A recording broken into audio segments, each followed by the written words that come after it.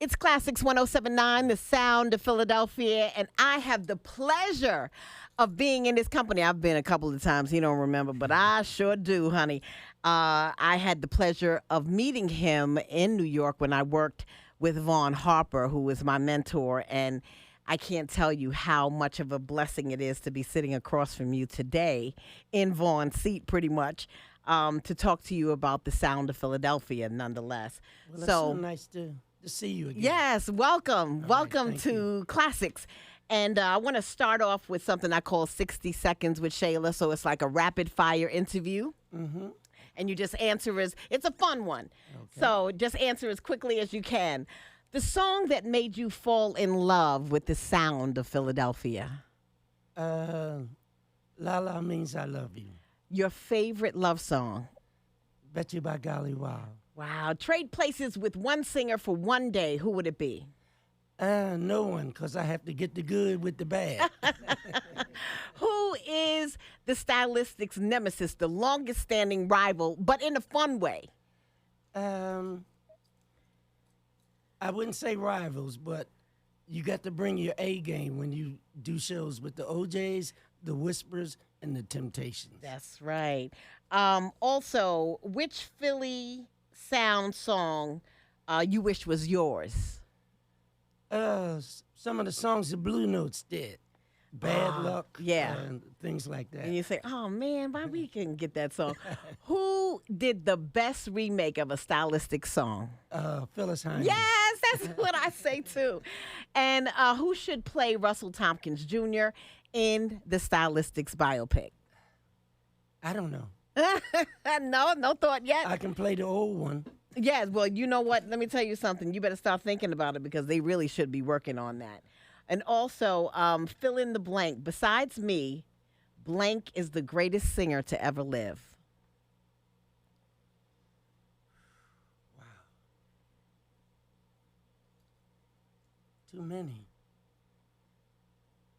Too many. Too many. I thought you might say Eddie Holman or Will Hart. Oh, you talking about tenors? Any Still too many. Eddie Holman, Will Hart, Ron Tyson. But the two greatest for me is Eddie Kendricks and Dionne Warwick. Eddie Kendricks. You said something a while ago about Eddie Kendricks giving you some of the best advice you ever got. At the time, it was good advice. In 1973, we were going to leave working with Tommy Bell. Mm-hmm. And I didn't want to work with the group anymore, Right. and work with the record company without Tommy Bell. And Eddie Kendricks told me, you know how many people you feeding? All them guys in your band, all the other singers, you know, you have a great responsibility Right. here, and you should think twice about, leaving. And I stayed for another 35 Right. years. But had he left the Temptations at that time? Yes, he had. Right. But you know what I think probably what he was saying too is because, Mr. Tompkins, you at one point you were the Stylistics. Yes. You were the only lead, you were the background as Yes. well. So that's probably what he meant, you know. It was good advice, and even though times I regret staying there that long, it was a learning experience. Yeah. And it was, I think, something that God put me through to make me come out the other side the way I am right now. That's right.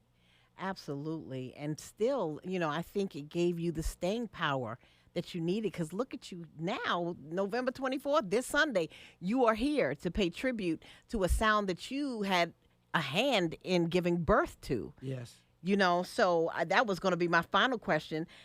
Fill in the blank. The sound of Philadelphia is. The sound of Philadelphia starts in the late 50s, early 60s with the South Philadelphia boys, the Bobby Darrens, the Chubby Checkers, and the Bobby Rydells. That's the first sound of Philadelphia I got with Dee Dee Sharp and the Lee Andrews and the Hearts. They all made it possible for me to Right. become a singer in the late 60s. Now, did all of that happen at the Uptown Theater? Because I also heard about the 50 Cent shows. Oh, yes. I was born a block from the Uptown Theater. Oh. So I went there all my life. During that period in the 50s, they had shows at the Uptown, the Liberty Theater on Columbia Avenue. Okay. Which is Cecil B. Moore now. Oh. And at the Nixon Theater in West Philadelphia. And I used to go to all of them. Yeah. But I never knew I was going to be a singer. Yeah, because I sang, but I never knew it was going to be my profession. You were an athlete. Yes. Yeah. So did you had aspirations about being in the NBA maybe? No, I wouldn't go that far. I was just a gym rat. Right. And you look like you still are. No, I do a little jogging. You still look like you working out. I can come out of retirement for an old guy. Right. That's right. So anybody want to step to him, he can handle his business. But speaking of your business, you bring such a level of class to your business, and I just want to say, on behalf of everybody listening, thank you for the class that you bring to this genre and to the industry, because you knew if you come in to see the Stylistics, you knew that you all were going to be dressed to the nines. Yeah, we were very fortunate to work with some of the older people in the 60s, that taught us how to act, that taught us how to respect. Yep. When I first went on the road, the Intruders, they were from my neighborhood. And I went on the road with them, and they actually, told us what we should do, what we should not do, how we should act. And I was around a lot of great people, Jerry Butler. The Iceman. Yeah, all the people from back in that era were very classy people. Yeah. And you wanted to be like them.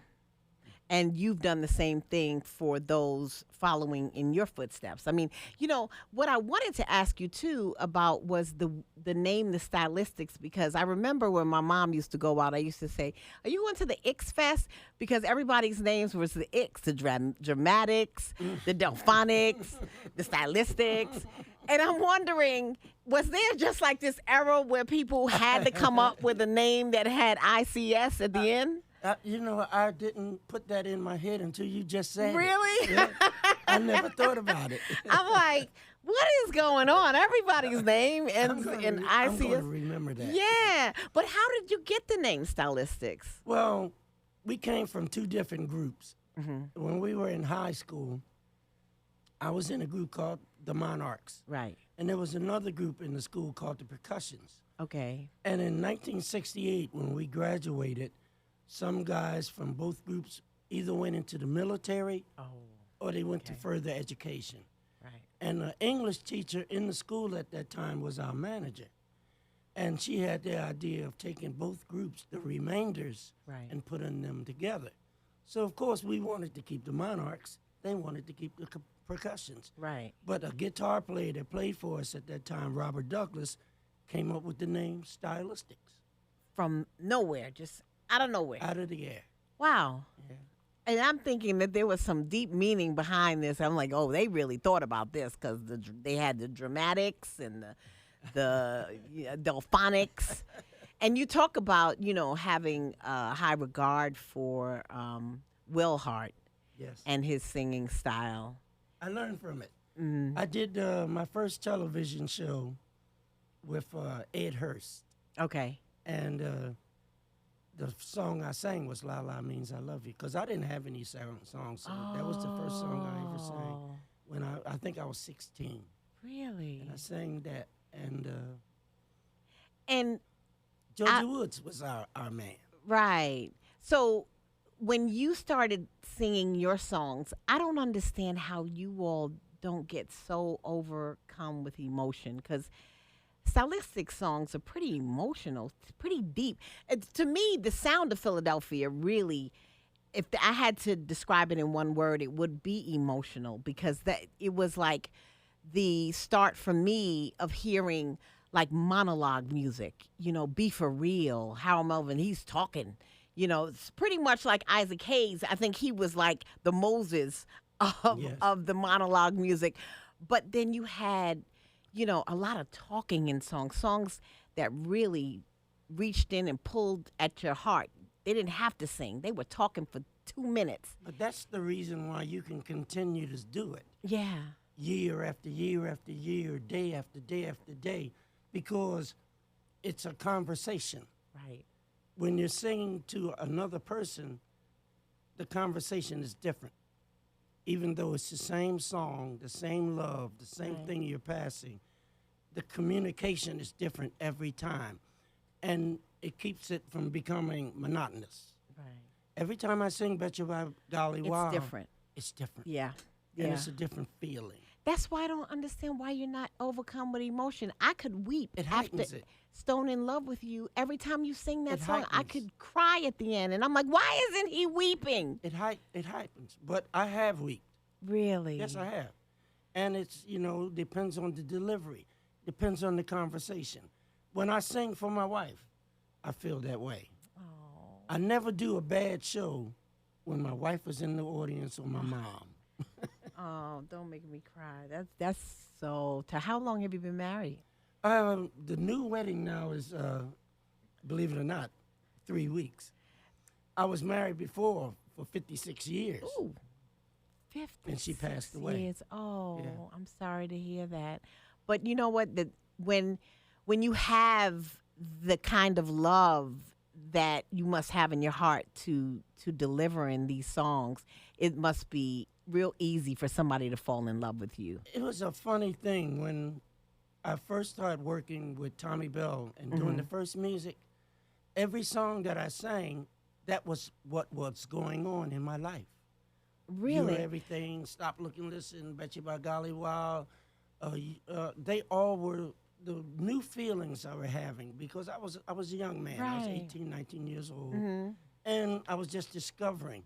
And like I said, I'd just been married for 3 weeks, but it's somebody I've been knowing for 40 years. Wow. Congratulations. So when the new music that I'm making now, and it's funny how God does that, it's about us. Right. Wow. All the songs just come and they build from your life, Right. and I've been blessed to have that type of situation in my life. Right. Let's talk about Tom Bell because I'm trying to figure out what kind of person was he deeply emotional? Did he cry all the time? Because I feel like somebody like him has to be so in touch with his emotions. He This is was just, the funniest guy. He really, used to mess with everybody. He really. used to give everybody a name.